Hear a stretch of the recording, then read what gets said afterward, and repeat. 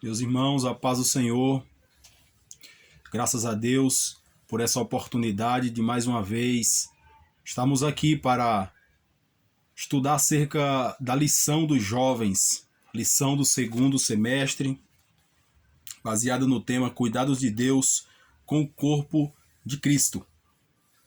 Lição da carta do apóstolo Paulo aos Coríntios para os nossos dias.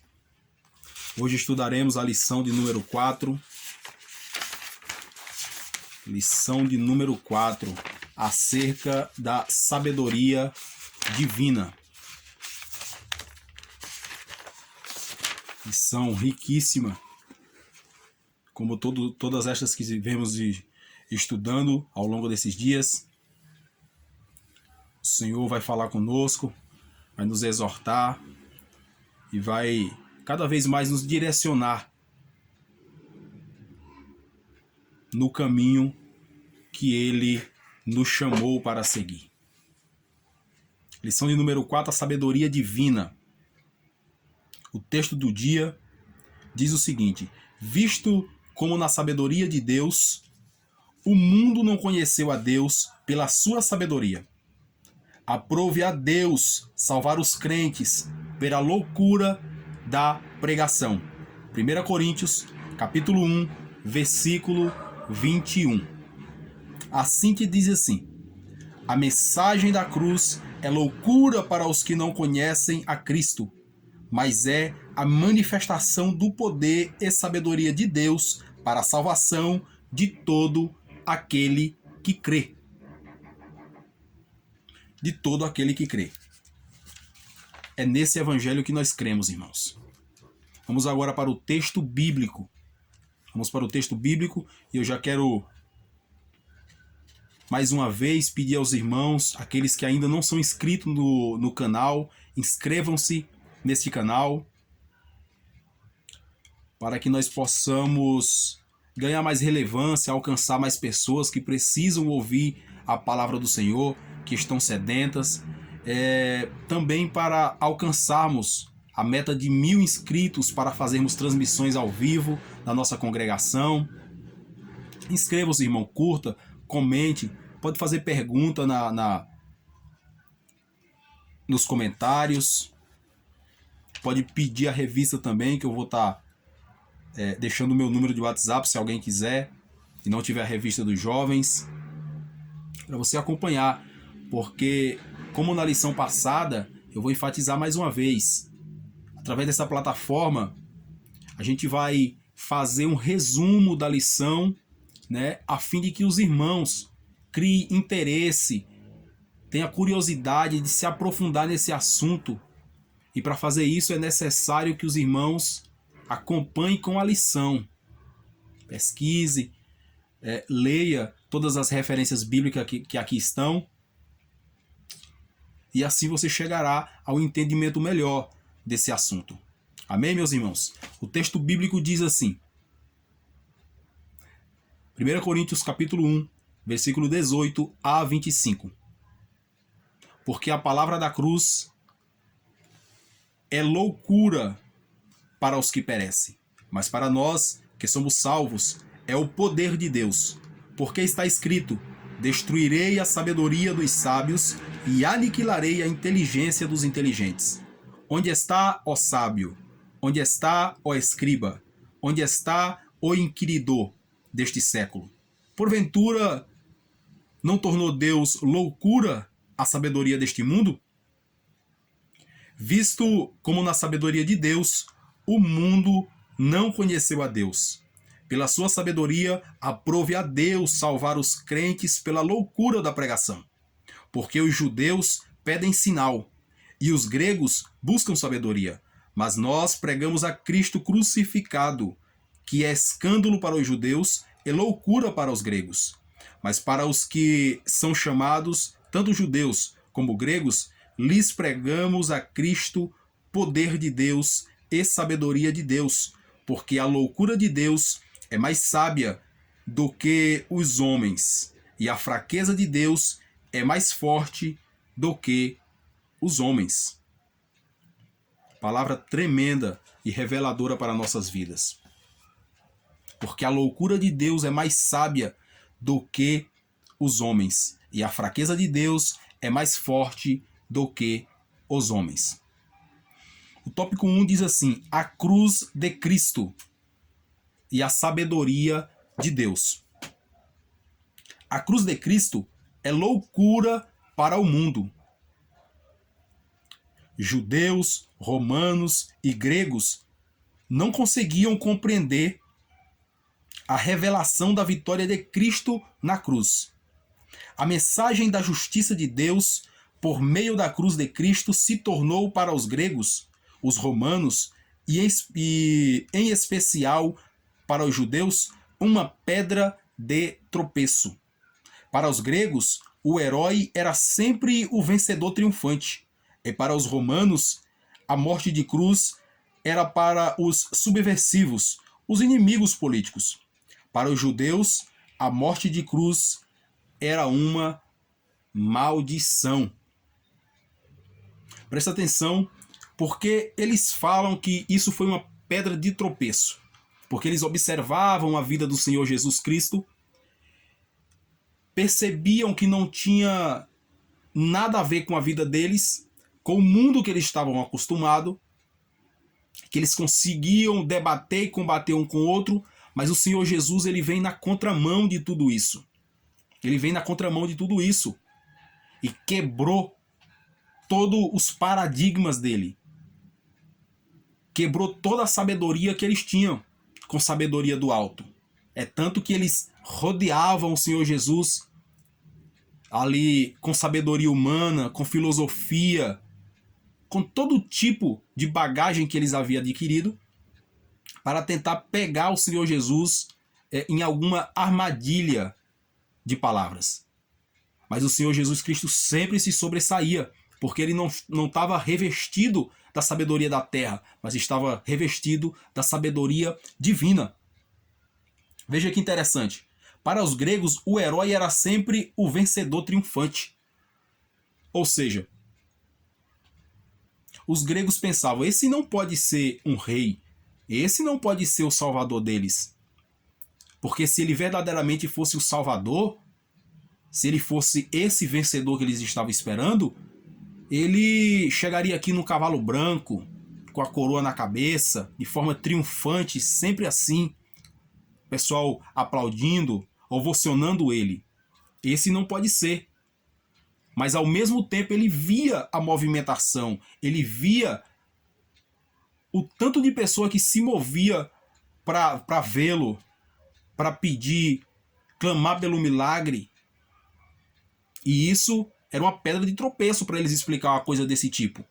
E para os romanos, a morte de cruz era para o subversivo, os inimigos políticos. E geralmente inimigos políticos brigam por poder, brigam por recursos, por todo esse tipo de coisa. E o Senhor Jesus Cristo, apesar dele impactar naquela nação, no meio daquele povo e na política, eles percebiam que ele não estava atrás desse tipo de poder. Que ele não estava querendo tirar os apoiadores, né? Ou trazendo para os dias de hoje os eleitores daqueles ali. Então isso era uma pedra de tropeço, porque eles não entendiam o agir desse homem, porque era sabedoria divina. E para os judeus, a morte de cruz era uma maldição. Verdadeiramente, a morte de cruz era uma maldição, mas ele se fez maldito por nós, sem pecado, sem mácula, sem mancha, mas ele se fez maldito pela minha vida e pela tua vida, para nos salvar. Ele levou sobre si todos os nossos pecados, verdadeiramente.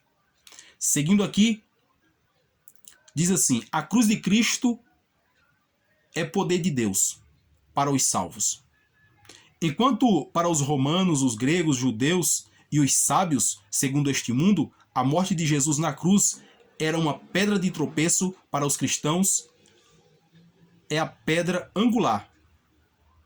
Para eles era uma pedra de tropeço, mas para os cristãos é uma pedra angular e o único meio de se chegar a Deus.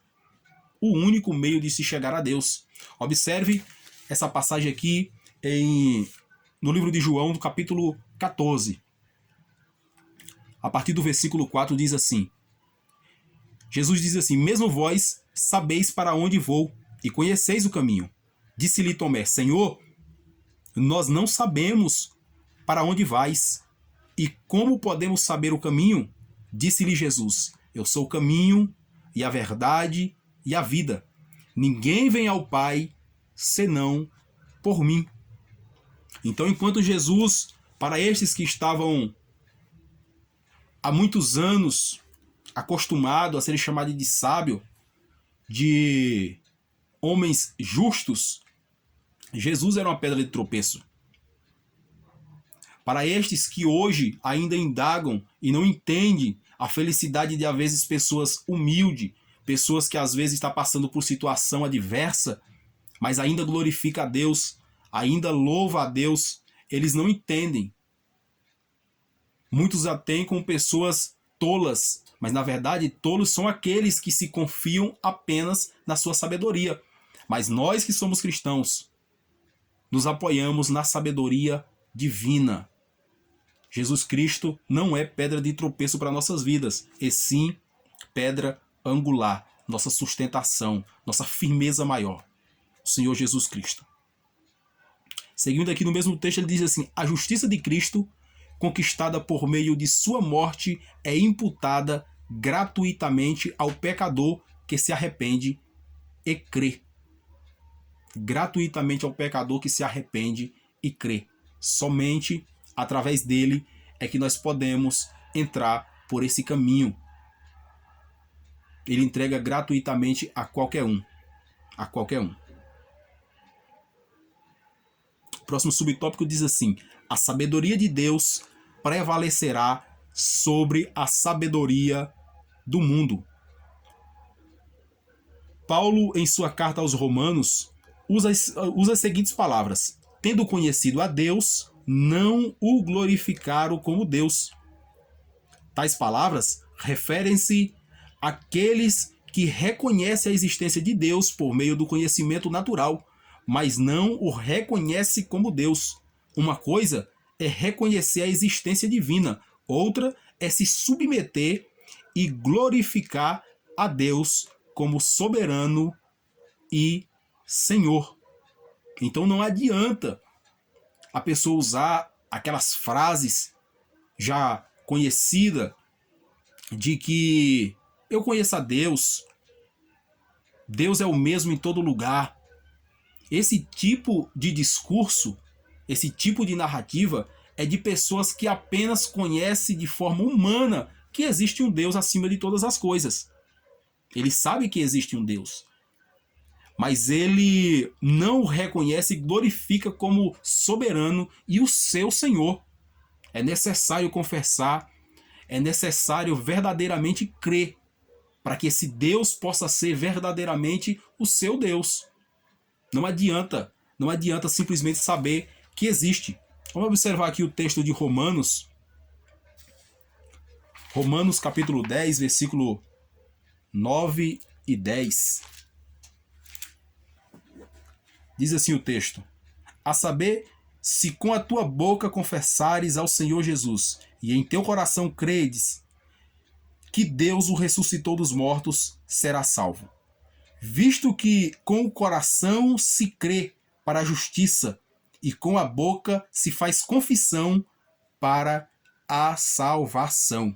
Então isso é necessário. Tem que confessar, tem que crer, não só no coração, mas perante os homens, para que todos saibam que ele é servo do Senhor. Vamos seguindo aqui. Tópico 2. A vida eterna e a verdadeira sabedoria vem de Deus. Não podem ser obtidas por meio de legalismo. Não pode ser obtida por meio de legalismo. Muitos judeus que viviam em Corinto defendiam uma justiça própria, advinda pelo cumprimento da lei. Porém, Paulo deixa claro que nenhum ser humano é justificado pela obra da lei. E quando ele fala aqui em legalismo e quando fala em ser justificado pelas obras da lei, não se encaixa somente aquele tempo, no tempo da lei, os judeus que seguiam a lei. Mas quando se fala em legalismo, tentar ser justificado por legalismo, é algo muito perigoso, é algo muito profundo, que infelizmente está enraizados em algumas culturas cristãs. E fica muito parecido com aquela velha lei, com aqueles rudimentos antigos. Por quê? Porque algumas pessoas acreditam que por cumprir um certo protocolo, que por cumprir um certo um passo a passo, né, em qualquer coisa que lhe for designado, que lhe for pedido para fazer, né, dentro da liturgia do culto, ele acha que cumprindo aquilo está salvo. Mas na verdade, o que o Senhor quer é verdadeiramente cristãos piedosos. Cristãos piedosos. É claro que o nosso Deus é um Deus organizado. É um Deus que requer de nós uma organização, um cuidado com a liturgia, com o respeito, com a santidade. Isso é bem verdade. Mas quando o legalismo se sobressai, você perde a esperança na cruz de Cristo, no sacrifício dele na cruz do Calvário. E começa a depositar ali a sua esperança simplesmente no legalismo, simplesmente no cumprimento daquilo que está na escala da igreja. Vou todos os cultos. Todos os trabalhos que tem na igreja eu estou dentro. Uso as roupas que pediram para me usar. Não faço isso que pediram para mim não usar. Então estou salvo. Mas o Senhor é aquele que sonda os corações. Então o Senhor quer saber aquilo que está no oculto. O que a pessoa faz no oculto, no escondido. O que a pessoa pensa acerca do amor ao próximo. De que forma ela está colaborando para o crescimento do reino de Deus, para o cuidado do ser humano que está sofrendo, que está menos protegido. O quanto ele chora em oração para que o Senhor melhore a vida daqueles que estão sofrendo, que estão na escuridão, que não conhecem o Senhor Jesus Cristo. Verdadeiramente cristãos piedosos. É isso que nos mostra que somos salvos.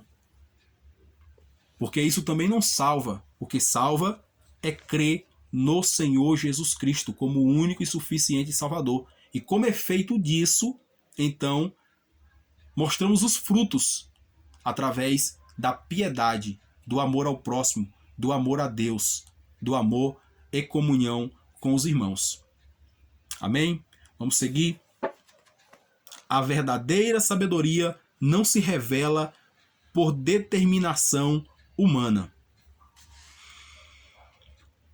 Alguns gregos com tendências gnósticas, movimento filosófico religioso de caráter esotérico, místico e sincrético, que surgiu nos primeiros séculos da era cristã, à margem do cristianismo organizado, criam que já havia alcançado o conhecimento necessário para a salvação. Eram vaidosos e desconsideravam os outros. Eles faziam descaso do ensino de Paulo, considerando-o ingênuo, tanto no conteúdo como na retórica. Dessa forma, eles não davam abertura para a iluminação do Espírito Santo por meio da palavra. Ou seja, há o perigo aqui do ser humano acreditar que tem toda a sabedoria e de que aquilo que outro está pregando é tolice, porque aqui eles zombavam do apóstolo Paulo. O tanto que o apóstolo Paulo fez ali naquela região, através da pregação da palavra, através do poder de Deus sobre a vida dele, o que acontecia nas suas pregações, quando ministrava cura, quando o povo era batizado com o Espírito Santo, evidências claras, mas esses estavam cegos para adquirir a sabedoria divina. Então a palavra que Paulo pregava, para eles nada servia. Mas o apóstolo Paulo não parava de forma alguma de pregar, porque eles sabiam que o que aqueles homens tinham em seus olhos era uma venda que não deixava ver tamanha maravilha que o Senhor estava derramando sobre a vida deles, o que estava acontecendo naquela região. Então, esse aqui era os gnósticos, era um movimento filosófico religioso, era um negócio místico.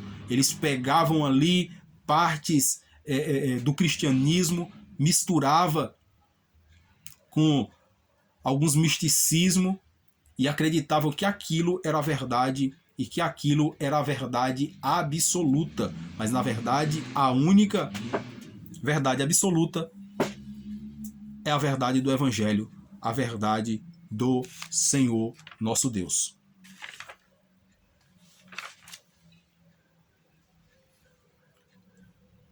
Cristo, a verdadeira sabedoria que garante a vida eterna.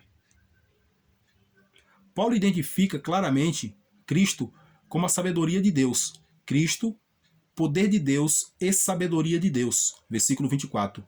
E Cristo,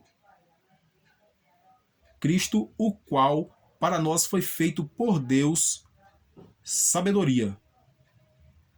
Ele faz isso dentro de um contexto de oposições entre a sabedoria humana e a sabedoria divina. Por isso, pela forma natural, o ser humano não entende o plano de Deus para a salvação da humanidade, por meio de Cristo Jesus. Paulo afirma que Jesus foi feito Espírito vivificante e que garante a ressurreição dos salvos. Cristo foi feito Espírito vivificante. Observamos que em Gênesis, no capítulo 2, no seu versículo 7, a palavra do Senhor vai nos dizer que Deus fez Adão e após ter feito Adão, soprou em suas narinas o fôlego de vida. E Adão foi feito alma vivente. Adão foi feito alma vivente. Mas também a Bíblia diz que Jesus é o segundo Adão. Só que esse segundo Adão não foi feito alma vivente. Ele foi feito com espírito vivificante. Porque Adão, como alma vivente, como também nós somos alma vivente, não temos o poder de vivificar outros. Não temos o poder de pegar aqueles que estão mortos em seus delitos e pecados e vivificar. Mas o Senhor Jesus Cristo, que foi morto e moído pelas nossas transgressões, esse foi feito com espírito vivificante. E quando nós pregamos, quando nós anunciamos a palavra do Senhor, aquele que aceita, aquele que confessa, aquele que crê, é vivificado. Ele sai daquela morte que era os pecados e ele é vivificado através do poder do Senhor Jesus Cristo. Esse tem poder para vivificar. Observe que o apóstolo Paulo fala aqui em sua carta aos Efésios, no seu capítulo 2, versículo 1, ele diz assim: e vos vivificou, estando vós mortos em ofensas e pecados. Aqueles ali em Efésios estavam mortos em ofensas e pecados, mas o Senhor Jesus vivificou todos eles. E vos vivificou, estando vós mortos em ofensas e pecados. Foi isso que aconteceu também com a minha vida e com a tua vida, meu irmão. Fomos vivificados através do Senhor Jesus Cristo. Vamos seguir aqui. Tópico 3 para encerrar. A verdadeira sabedoria está em conhecer a Cristo crucificado. O orgulho humano é derrotado na cruz de Cristo. Jesus afirmou: "E a verdade eterna é esta, que conheçam a ti só por único Deus verdadeiro e a Jesus Cristo." Essa afirmação é um grande obstáculo para a sabedoria humana, pois para conhecer a Deus é preciso dar crédito à mensagem do Evangelho. Por isso, Paulo afirma que sua pregação não consiste em sabedoria de palavras. Isso era uma afronta aos gregos, grandes apreciadores da oratória. Grandes apreciadores da oratória. O apóstolo Paulo aqui no capítulo 1 de 1 Coríntios, capítulo 1, versículo 19. Capítulo 1, versículo 19 diz assim, ó: "Porque está escrito: destruirei a sabedoria dos sábios e aniquilarei a inteligência dos inteligentes." É isso que o Senhor faz. Quanto mais o ser humano, quanto mais o homem tenta provar algo contra Deus, quanto mais o ser humano tenta se impor contra as Escrituras, mais tolo ele parece. Mais ele se embaraça e não conhece o tesouro que o Senhor está colocando diante dele. Não conhece o tamanho da porta que foi aberta para ele entrar por esse caminho da salvação.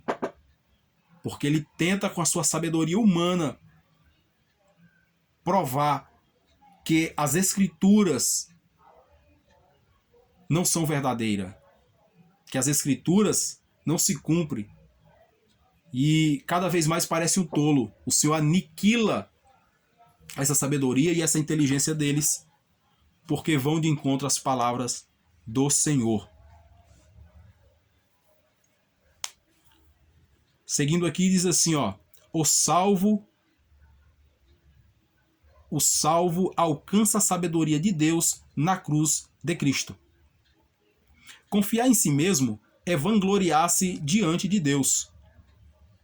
Versículo 29. Em contraste, Paulo afirma que Deus escolheu as coisas humildes, desprezíveis, que humanamente não têm valor, pois ele não olha para a aparência.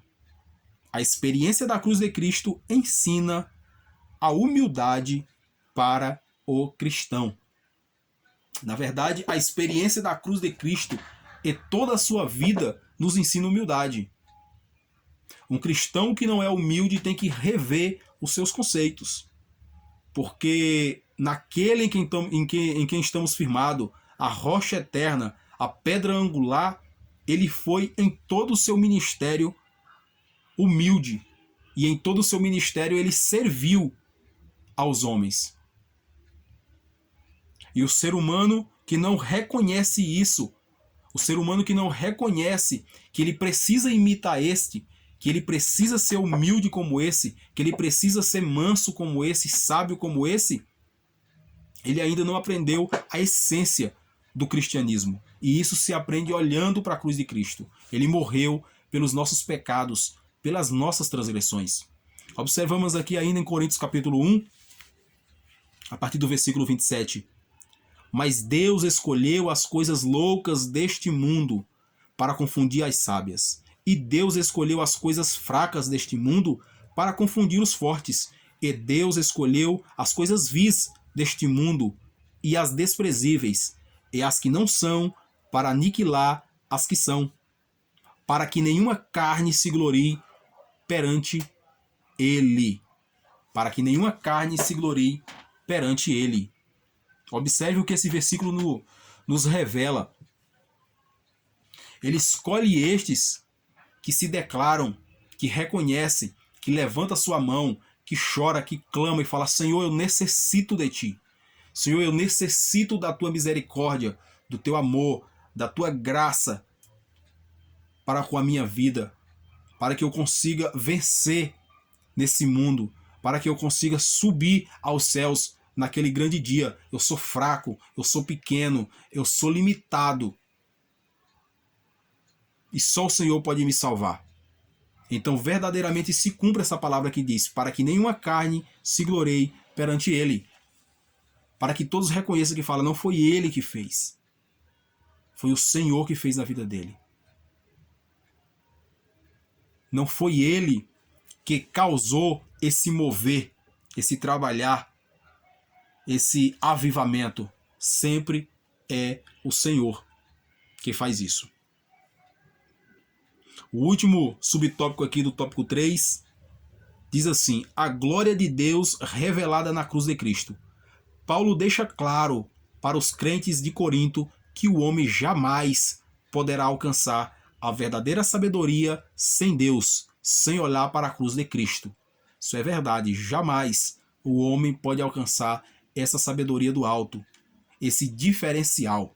É tanto que quando alguém está no mesmo trabalho, está no mesmo ambiente que alguém que verdadeiramente é piedoso, que verdadeiramente aprendeu a sabedoria, olhando para a cruz, seguindo a Cristo, sempre será diferente. Podem ter a mesma formação, podem ter estudado na mesma escola, mas aquele que tem a sabedoria do alto é diferenciado, para a honra e glória do Senhor Jesus Cristo.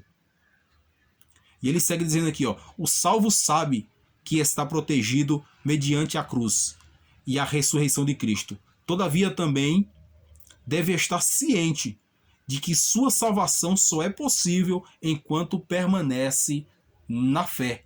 Isso é muito importante. A sua salvação só é possível enquanto permanece na fé. Então, devemos tomar muito cuidado com certas heresias que diz que salvo uma vez, salvo para sempre.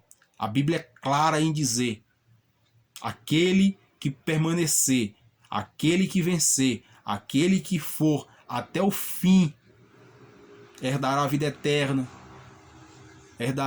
ganhará a coroa de glória, uma pedra branca com seu nome, comerá da árvore que está no meio do jardim de Deus. Mas é aquele que vai até o fim, aquele que permanece, não aquele que começa e para no meio do caminho. Tem que permanecer na fé. Hebreus 12, 25 e 26 é a referência. Paulo deixa claro que a glória não está nos falsos mestres que usavam de partidarismo e divisões com intenções egoístas. A glória da igreja está na cruz de Cristo, que a conduz para a vida eterna com Deus. Em vez de os coríntios se gloriarem em ser batizado por seus líderes prediletos, deviam se gloriar no Senhor, de onde vem a salvação e a garantia da vida eterna. Não é em homens, não é através de homens. Por mais que o homem seja usado por Deus, por mais que o homem mereça honra, quando ele verdadeiramente se coloca na posição e Deus usa-o de forma tremenda, mas perante o Senhor somos uma mesma igreja, somos um mesmo corpo e é Ele quem nos dá essa salvação, é Ele quem nos leva para o céu de glória naquele grande dia. Amém, meus irmãos? Deus vos abençoe. Só mais um ponto importante aqui. O crente maduro que teme ao Senhor é humilde e o seu trabalho é realizado somente para a glória de Deus. Que tudo seja para a honra, para a glória, para o louvor do Senhor. Deus vos abençoe. Aquele que tem a revista, leia, medite nessa palavra, nessa lição, que é muito importante. Deus vos abençoe e nos ajude em tudo. Fiquem na paz.